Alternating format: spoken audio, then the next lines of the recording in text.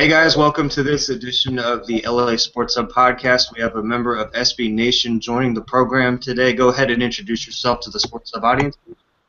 Hi guys, my name is Lucas Hann. I'm the editor-in-chief of ClipsNation.com for SB Nation. And we also have Corbin Warnock from LA Sports Hub joining us. Say hello, Corbin. Hello. So guys, right away, Lucas, I want to get your take on this. Blake Griffin has been a major storyline for the Clippers this season for good and for bad reasons. Mostly for bad, though. Without him, the team has actually done pretty good, and it's surprised a lot of people, especially going up against the top Western Conference teams. When he returns around playoff time, is he really going to make that much of a difference for the Clippers? Oh, absolutely. When you look at how they fared this season without him, it's impressive, but it says a lot more about the other guys than it does about Blake Griffin. So what we're seeing a lot of right now is we're seeing how great J.J. Redick can be, how great DeAndre Jordan can be. We're seeing Chris Paul really, put in a crazy amount of effort and minutes into this regular season stretch. Mm-hmm. But when you just look at the talent level that comes back when you get Blake Griffin back on this roster and the other forwards that are on this team, you need that forward scoring. So if anything, we're showing that this team is, what we're seeing is that this team is very good without him. That only means that they're going to be that much better when they get him back. What do you think, Corbin? Do you think he's going to be a big factor in the playoffs? In the playoffs, yeah, with him, they could even make a run with the championship team and the defense they have and all that. Mm-hmm.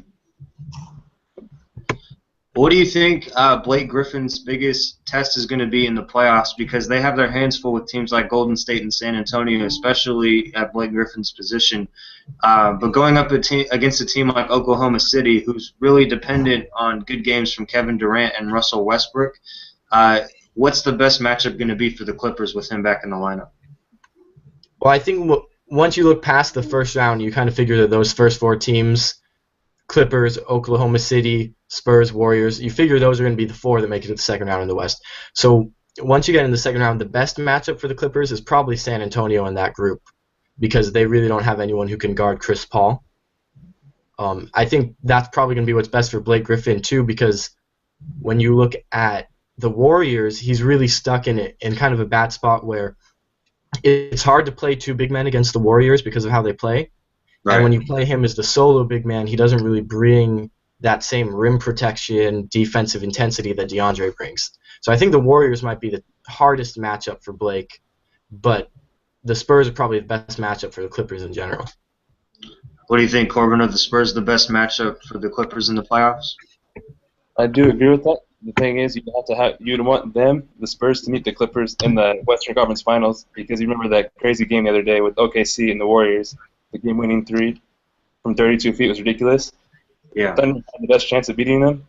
So then you have the Thunder in San Antonio, and then Clippers in the West in the finals against San Antonio. It'd be the best chance for them to make it to the finals. Well, what you'd want is you'd want the Clippers and the Spurs to face off in the second round. Yeah. While the Thunder and Warriors are playing on the same time at the other side of the bracket, because that way. If the Thunder knock out the Warriors, potentially down that path, the Clippers could play the Spurs and then the Thunder, and that's the only way they avoid the Warriors altogether. Is there any way the Clippers can be the devil's advocate and be the Achilles heel for the Warriors in the worst-case scenario if they do have to play Golden State earlier than they expected or at least in the conference finals? The thing with Golden State is they might actually be unbeatable. When you can win a game against them, but can you win 4 out of 7 against them? It just might not be really feasible for any team. When you look at the teams that have a shot, San Antonio definitely has a shot. Cleveland definitely has a shot, and the Clippers and Oklahoma City definitely have shots too. Because you look at that game from last weekend, like Corbin was talking about.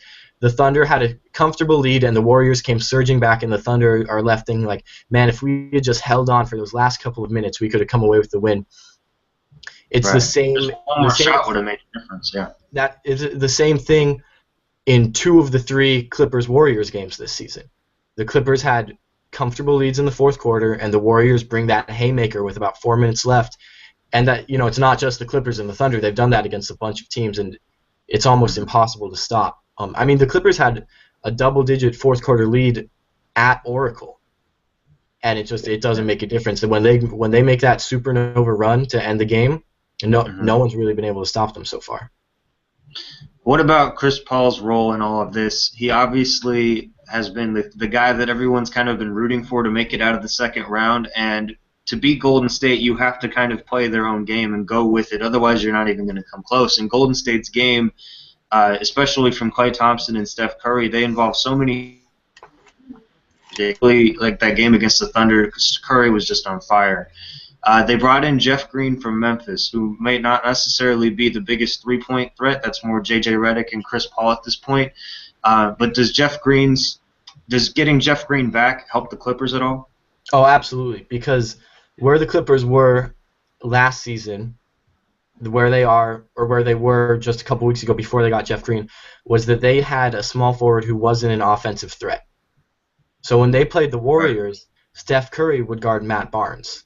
When they played the Spurs, Tony Parker would guard Matt Barnes. You can't put Steph Curry and Tony Parker on Jeff Green. Jeff Green is enough of an offensive threat in his own right to be able to abuse those matchups. And so now you really start to put these other teams into tough spots where they have to decide, who is Steph Curry going to guard? Are we going to make him chase J.J. Redick around and tire himself out on defense? Are we going to put him on Chris Paul where he's going to get into foul trouble? Are we going to put him on a 6'9" guy in Jeff Green? The same exact situation goes for Tony Parker with the Spurs. So I think that really, really is going to help the Clippers. Do you think that, and Corbin, start with you on this one, from last year with the loss to the Rockets in the second round that just left them, the Clippers didn't really know what to do with themselves. Coming into this next postseason, what kind of chip do they have on their shoulder going up against the big teams?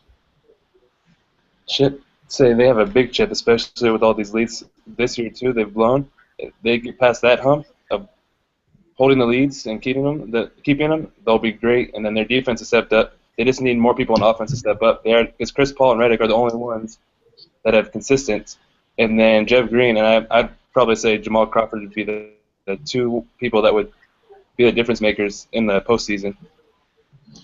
And Lucas, that you guys have both mentioned that they've had trouble holding leads, especially fourth quarter leads. Does that mean the Clippers need to change up their tempo? Well, I think part of it is that basketball is a game of runs. Teams go on runs. When you build a 20-point lead, the other team cuts it back down to 13. It happens in every game, and I think when people get caught up in a narrative, a lot of times, anecdotal evidence gets so blown out of proportion. So the Clippers blew that series against Houston. They blew it. But does that mean that the team has a systematic problem where they're constantly blowing things, or does it mean they blew something? Because we've seen plenty of games where the Clippers are close going down the stretch and then pull away. We've seen plenty of games where they, have a 12-point lead and then they blow it up to 20 and win in a blowout. And then you see games where they have a 15-point lead and gets cut back down to single digits.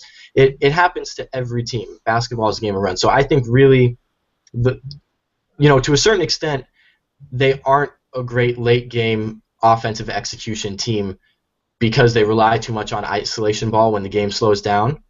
Yeah. But that's the case for almost every single team in the league.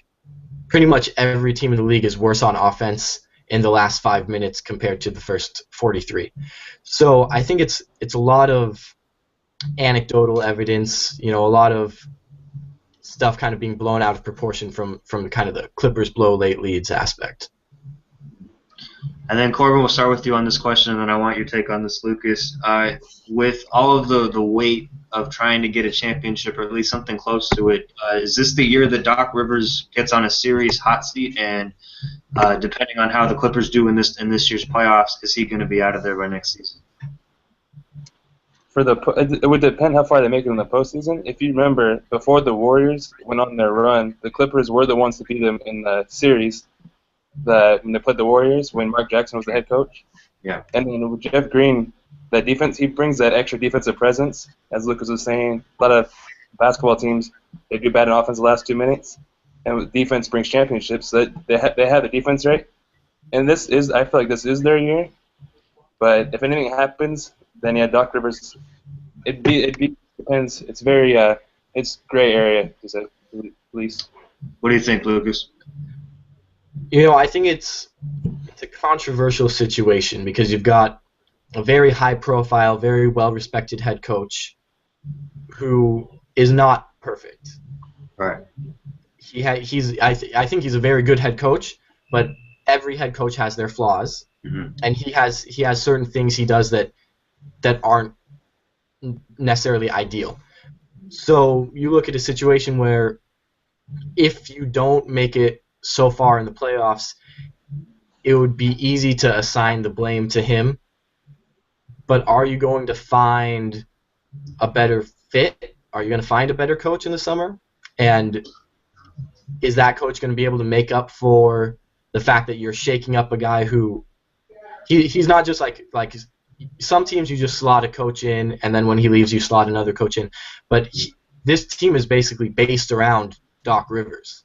Right. And the organization, actually, the whole basketball side of the organization is based around Doc Rivers, whether that's for better or for worse. So, I can see where it might make sense and where you might hear some fans saying we need to bring in someone new, a new face in the coaching staff. But I would be fairly shocked if that was the direction the Clippers went, especially when you consider the task they're up against this year with Golden State and San Antonio, literally two of the greatest teams in NBA history in the same conference. So to make it into the Western Conference Finals would be a miraculous upset this season. And it's, as unfortunate as it is that they've missed opportunities in years past when they should have made it to the Western Conference Finals, this year they really shouldn't. Right, yeah. And you look at it, the context where San Antonio, if Duncan retires, stuff gets mixed up, they'll still be good, but they won't be the powerhouse that they are right now. And Golden State has a few guys that are going into free agency. They might not be able to keep everyone. So there's potential for something to get mixed up in the conference this summer. And if you just kind of stay the course with moderate improvements, as the Clippers have been doing, let the rest of the league lie where it may and take your shot every year when you have a great team, rather than worrying about trying to change great into historically great. Because when you roll the dice to try to make that upgrade, the odds are you're going to really, really fall back. Do you think the dark horse role is actually better for them long term? Because, like you said, Golden State and San Antonio are two of the historically best teams this league has really ever seen, and they're in the same conference. I mean, San Antonio is still, they're not Golden State's level. I mean, they got blown out when they played head-to-head by 30 points, and that, I think, spoke for itself just on, where Golden State actually is when people want to criticize their team. But the Clippers have just kind of maintained that 4 or 5 spot in the standings, in the seasons ahead. Can you say that again? It chopped a little bit. Yeah, no problem. Do you think that, like the middle ground position, instead of the Clippers being the team that's 1, 2, or 3 and has those expectations respectively, does a 4, 5, or 6 fit the Clippers' chase for a championship better in the long run? I wouldn't necessarily say that that's the case. If you look at last season, they were tied for second in the conference. This season, they have a really strong chance right now to make a push for the 3 seed. They sit 2 losses behind Oklahoma City, and they have 3 more head-to-head matchups. And Oklahoma City, after they play the Clippers tonight, has to play Golden State tomorrow night. They play San Antonio 2 more times as well. So the Clippers have a really strong chance to push for that 3 seed, but this year, it's not really 1, 2, 3, and then second tier 4, 5, 6. It's 1, 2, and then everyone else. Everybody else. So I think it might actually benefit the Clippers to be in that 3 spot. I mean, obviously, you'd rather be the all-time great team at the top. But for the Clippers' sake, being in that 3 spot kind of sets them up with lower expectations. So, especially being in such a big market like Los Angeles, you won't necessarily hear as much media noise if you do lose to San Antonio or Golden State in the second round, because ultimately you're supposed to. Last year it was so relentless, and it's still going on, about constantly harping on that Houston series that they should have won, and they lost. So it would be nice, I think, for the team to be in a situation where they're playing series that they're supposed to lose, and they can have a chance to kind of be exciting instead of. I mean, it really puts a drag on a locker room when the best you can possibly be is meeting expectations. So the Clippers last season, they were in the first few games of the series, they were beating Houston by 20 and 30 points, Right. but you were supposed to be beating Houston by 20 and 30 points. So when when the Clippers go back to the locker room, you can't get that excited about a 20-point win because that's what you're supposed to do. You're supposed to be able to handle that team. You look at this season, they'll be in that same situation, except if they beat San Antonio in Game 1 in San Antonio in the second round, they'll go back to the locker room excited because that's a big upset, and now they have control of the series. Right, that'd be huge, yeah.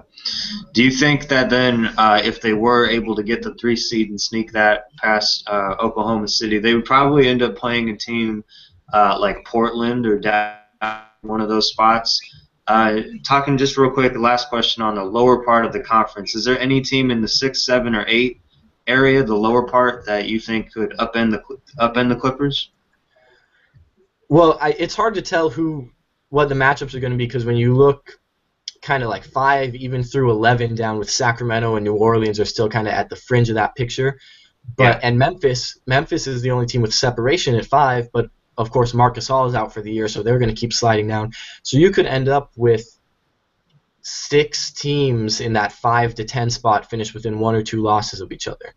Yeah. There's definitely a couple teams that are scary there, but there's no one that really that you look at it and say that's going to be a close series, that's going to be a coin flip. The Clippers should be heavily favored in any of those series. It would be really disappointing, for the team, for the fan base and organization to lose one of those series. But talking about some of those teams, you look at Portland. Damian Lillard might score 50 points a game in a first-round series. And the Blazers might lose that series 4-1, but he might score 50 points a game in those 5 games. And that's scary because anytime you have someone on the other team who's going to put up 50 or 60 points every night, all you have to do is have a slow shooting night or have a couple other guys on their team go off, and there's nothing you can do. Right. You look at Utah. Utah is a scary team when they're healthy, I think. I think if Utah ends up facing San Antonio, actually that would be a really, really fun series because Utah has such a great defense with Favors and Gobert down low. And really the only reason why their record isn't better than it is because they've been injured on and off all season, different guys out. They haven't had their full team together. But when their full team is together, they're really, really scary on defense. So against a team like Golden State that shoots threes, having that interior defense doesn't do a lot. But against a team like the Clippers or San Antonio that really thrives on mid-range shots, driving to the basket, and post-ups, having that interior defense is going to be, that would be a scary matchup for me. But also, on the flip side, if Utah ends up playing the Spurs, I would actually be really excited to watch those games. I think those would be some really fun games. It'll be all interesting to see how it plays out, but hopefully the Clippers can pull it together this season. Thanks for joining us, Lucas. Appreciate it. Thanks for having me.